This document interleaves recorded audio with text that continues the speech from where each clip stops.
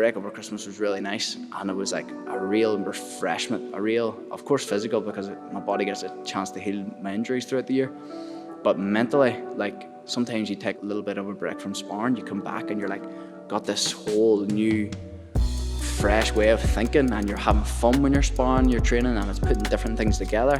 Whereas sometimes in your fight camp, like you're just focusing on the most efficient things, you're focusing your game, you forget the playfulness sometimes. But it's been nice.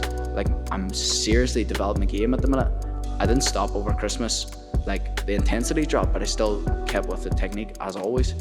And I feel like I'm adding a lot of new things to my arsenal at the minute, and it's actually very exciting, and it's really making the training really enjoyable for me now. Like, you can't love every single session, like it's just impossible when you're doing it twice a day. Like, if you're going tippy-tappy stuff, yes, but when you're really forcing yourself to improve and to work hard, like it's a grind. Like, and since Monday the 4th of January, it's been full tilt, full training camp, 2 sessions a day. Like,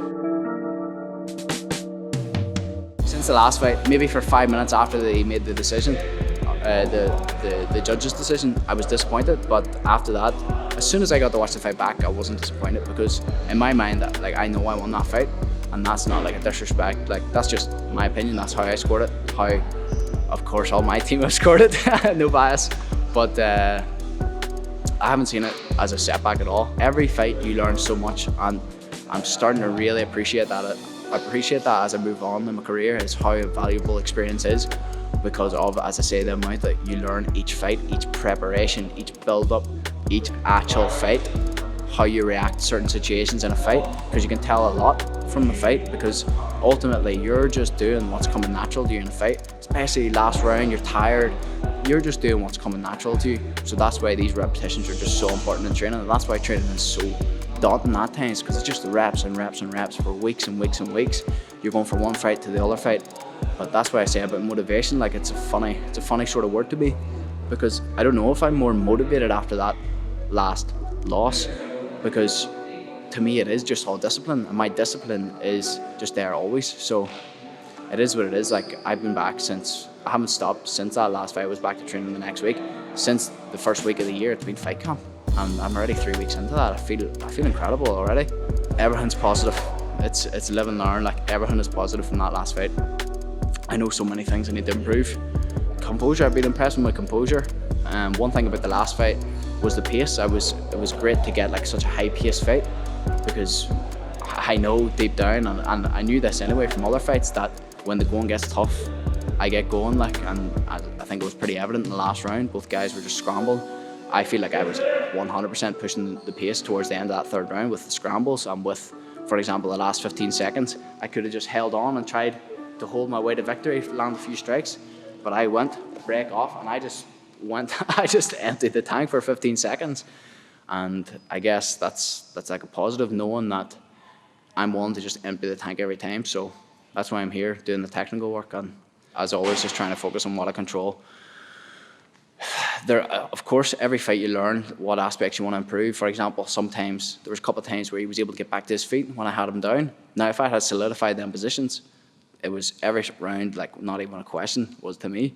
Now, that's easier said than done. Like, a fight pace is a fight pace. It's scrambly. It's both guys are fighting hard, but it as I say, it just gives you that extra sort of push to refine these techniques, and that comes with fighting, and it comes with experience. As I say, it's just putting yourself in them high pressure positions and seeing what's working, what's not working, and that's why I say experience is so valuable. I've watched it back a million times, and I'm my worst critic.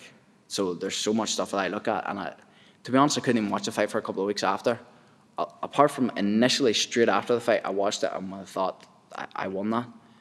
I didn't watch it for a couple of weeks then, because at the time I wasn't really happy with my performance, because I lost, and there was a lot of things I could have done better. But the more I watch it back, the more I'm sort of happy with it. But that doesn't mean to say I'm not working as hard, because, as I say, that spark's there, and I know what I'm capable of, and I know that what I showed in that cage was not my true potential.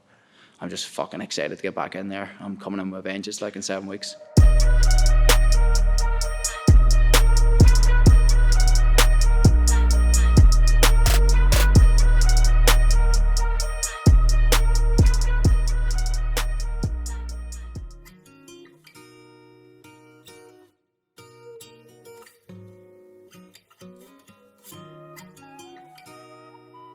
If I was speaking to my amateur self and my younger self, I think what I would say would be, having now been around the world and trained in some of the world class, some of the best gyms in the world, trained with multiple UFC guys, trained with UFC champions, Paul now would say to amateur Paul, to 18-year-old Paul, to just turned pro 19-year-old Paul, that these guys are not one bit different in any way than you.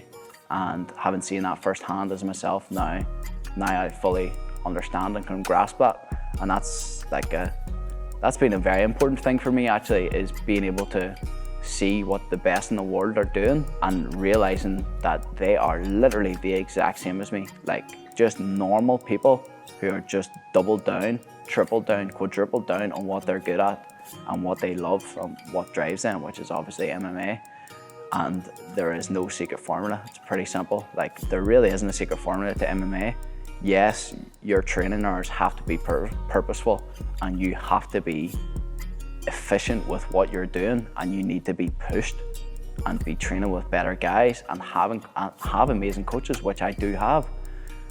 Ultimately, there's no secret formula. It's just the guy that's willing to put in more purposeful hours into training. It really is that simple. And I'm like, younger Paul maybe would have overcomplicated it. And I think anybody coming up sort of thinks it's natural to put people on pedestals. And it's natural to put world champions on pedestals. It's natural to put guys or girls that run incredibly successful businesses on pedestals as if they're this special person. But when you realize that these people are just the exact same as you, and they've just doubled down on what they love, and they're not even focusing on what they're shit at, they're just focusing on what they can control and what they're good at. I think that would be the number one thing I would say to amateur Paul. And I think I'm sort of embodying that now, having been away and having traveled, and realizing that it's just hard work, it's just discipline. There really is no substitute for hard work. And it's a common phrase, but there really is no substitute for hard work in this game. And I'm willing to put in that hard work. I'm willing to put in that hard work for 15 more years if I have to. You know what I mean? To be the best in the world. And I fully understand now that this game is a marathon and not a sprint as well, and the importance of experience and pushing the comfort zone. The standard procedure here is 2 or 3 times a week on the treadmill for 45 minutes to an hour. Green zone. It's pretty easy, like keeping the heart rate at about maybe 150 beats per minute, just in that green zone. So just before I hit lactate, so it's not like an unbelievably fatiguing exercise. It's just low intensity. Stay on it for about an hour and just study fights. This is I was gonna say this is what they don't see, but quite obviously they're gonna see it now. But this is just standard procedure, like getting the green zone and working, but making my time valuable and studying fights. Usually I have my sparring rounds videoed. Today I was sparring more in the open and was a wee bit more playful, so I didn't video my rounds. So I'm just gonna study some other fights. Kamaru Usman, he's fighting next week against Gilbert Burns. So I actually watched all of Gilbert Burns' entire UFC career this week running, and now I'm starting on Usman. But I've actually started on Usman versus Covington just because it's an absolute scrap, and it'll just make the time go a wee bit faster as well. At the end of the day, people will use any excuse. They'll use any excuse not to train. If they're fucking, a couple of training partners can't make it or coach can't make it tonight, they'll go, we'll just leave it. But that's not how you become the best in the world. You know what I mean? Becoming the best in the world is coming in here at 11 a.m. and sparring for an hour and a half, 2 hours, and then getting in the treadmill. It's fucking, what time is it? 1:30. Like, this is Sunday service. Somebody's being served today, like every Sunday. There's just no substitute for hard work. And this game's all hard work. And that's what I'm willing to do to get that world title. And that's what I'm going to get this year. And that's just that.